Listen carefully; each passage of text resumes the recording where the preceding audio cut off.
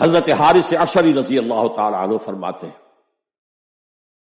یہ مسند احمد ابن حنبل میں بھی ہے، ترمذی میں بھی ہے، قال قال رسول اللہ صلی اللہ علیہ وسلم انی آمرکم بخمس اللہ امرنی بہن۔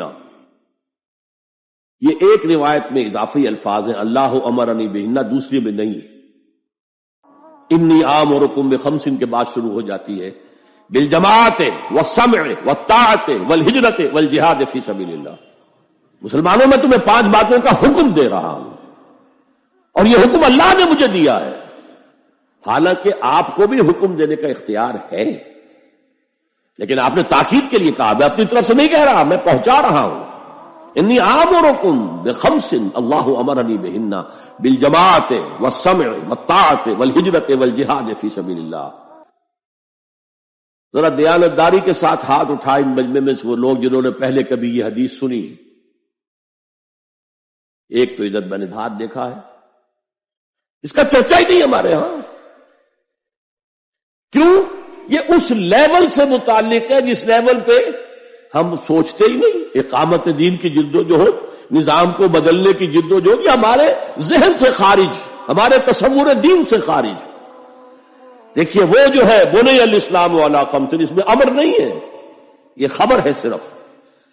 اسلام کی بنیاد 5 چیزوں پر قائم ہے، شہادت اللہ الہ الا اللہ وان محمد رسول اللہ، واقام الصلاۃ وایتاء الزکوٰۃ وصوم رمضان وحج البیت من استطاع الیہ سبیلا۔ یہ حدیث کس کو نہیں معلوم؟ متن یاد نہ ہو یہ بات دوسری ہے، کس کو نہیں معلوم 5 ارکان اسلام حضور نے بتائے ہیں؟ حالانکہ وہاں یہ ہے میں تمہیں حکم دے رہا ہوں، اور چرچا ہی نہیں ہے ہمارے یہاں۔ جس گاؤں جانا نہیں اس کا راستہ کیا پوچھنا، جو کام ہم نے کرنا ہی نہیں، اس کے جو لوازم ہیں ان کے تذکرے کی کیا ضرورت ہے؟ یہ ہے ہمارا اس وقت کا عام مسلمانوں کا تصور۔ زیادہ سے زیادہ یہ کہ دین کو پھیلاؤ، پہنچاؤ، کتابوں سے، رسالوں سے، ویڈیو سے، آڈیو سے، مواعظ سے، درس قرآن سے، ترجمہ قرآن سے، یا تو یہ کہ اپنی ذاتی نیکی کا تصور ہے، اور یا پھر اس سے اوپر صرف یہ دعوت و تبلیغ۔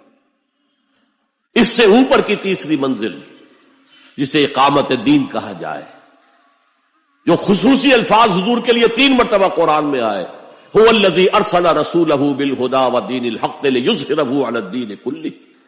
کسی اور نبی کے لیے 1 دفعہ بھی نہیں آئے، حضور کے لیے 3 دفعہ آئے،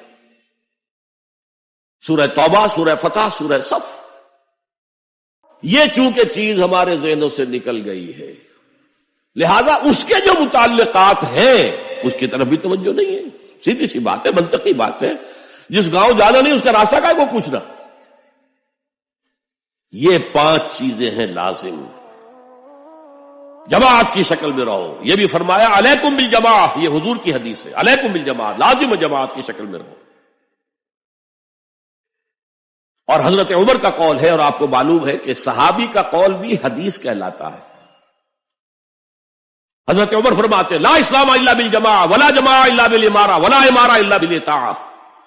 کوئی اسلام بغیر جماعت کے نہیں، کوئی جماعت بغیر عمارت کے نہیں، اور کوئی عمارت بے فائدہ ہے اگر اس کی اطاعت نہ ہو۔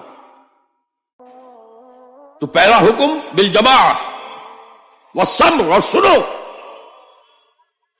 سننے کے لیے وابستہ رہنا ہوگا، وابستہ رہ شجر سے امید بہار رکھ۔ اب یہ نہیں ہو سکتا تھا کہ حضور پر کوئی بات آئی ہے تو آپ خود ہر ایک کے گھر جا کے اس کو پہنچائیں، آپ وابستہ رہیں اس نظم جماعت کے ساتھ۔ جیسے کہ درخت کا پتا جو ہے اس تک بھی جڑ سے لے کر جو غذا آ رہی ہے درخت کے پتے تک پہنچ رہی ہے، تو پیوستہ رہ شجر سے امید بہار رکھ، اس پیوستگی کے ساتھ، تاکہ وہ سارے احکام آپ تک خود بخود پہنچے۔ والطاعہ، اور اطاعت۔ 3 چیزیں ہو گئی، بالجماعت والسمع والطاعت والہجرت والجہاد فی سبیل اللہ۔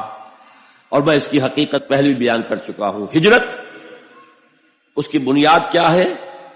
حضور سے پوچھا گیا ای الہجرت افضل یا رسول اللہ، اے اللہ کے رسول سب سے اعلیٰ اور سب سے افضل ہجرت کون سی ہے؟ فرمایا ان تہجر ما کرہ ربک، ہر اس چیز کو چھوڑ دو جو تمہارے رب کو پسند نہیں ہے۔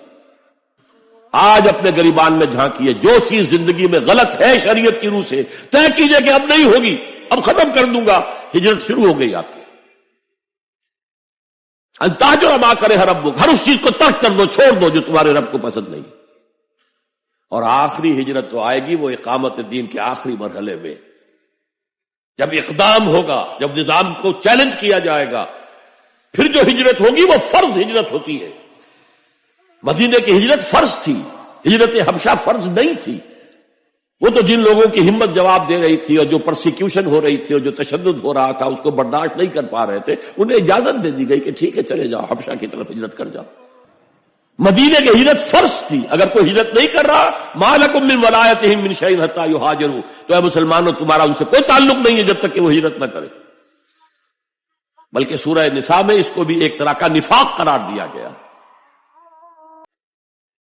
تو وہ ہجرت بڑی ہجرت ہے، گھر بار چھوڑ کر، اور مکے والے جو گئے تھے چھوڑ کر، وہ قریش کے بھیڑیوں کے رحم و کرم پر چھوڑ کر گئے تھے اپنے گھر والوں کو، اور ان کا سارا گھر کا سامان لوٹا گیا تھا، اور اس سارے سامان سے وہ کیپٹل فراہم کیا گیا تھا جس کو لے کر ابو سفیان کا قافلہ گیا تھا شام کی طرف، جس کا حضور نے پیچھا کیا تھا لیکن وہ نکل گیا تھا۔ جب وہ واپس آ رہا تھا تب حضور نے پھر اس کو کنفرنٹ کرنے کے لیے مدینے سے باہر نکل کر پروگرام بنایا، لیکن وہ اللہ کو کچھ اور منظور تھا، ادھر سے لشکر آ گیا اور جنگ ہو گئی، جنگ بدر ہو گئی۔ تو ہجرت کیا ہے؟ شروع سے ہجرت کیا ہے؟ ان تہجر ما کرے ربک، اور سب سے اوپر کیا ہے؟ گھر بار، اپنے آباء و اجداد کی وطن، جہاں آپ کے آباء و اجداد دفن ہے، چھوڑو، جاؤ، اور جاؤ وہاں جہاں پوری طاقت مرکوز ہو جائے تاکہ آپ نظام باطل کو چیلنج کرنے کے لیے ساری طاقت ایک جگہ جمع کر سکیں۔ اور جہاد پوچھا گیا ای الجہاد افضل یا رسول اللہ، سب سے افضل جہاد کون سا ہے اللہ کے رسول؟ فرمایا ان تجاہد نفسک فی طاعت اللہ، کہ اپنے نفس کے خلاف جہاد کرو، اسے اللہ کا مطیع بناؤ۔ وہ سرکش ہے، وما ابرئ نفسی ان النفس لامارۃ بالسوء، یہ نفس جو ہے امارۃ بالسوء، برائی کا حکم دینے والا، اس کے خلاف کشاکش کرو اور اس کو دباؤ، اسے اللہ کے سامنے جھکاؤ، یہ جہاد افضل ہے۔ اور بلند ترین جہاد قتال فی سبیل اللہ، ان اللہ یحب الذین یقاتلون فی سبیلہ صفا کانہم بنیان مرصوص۔ یہ ہے وہ حدیث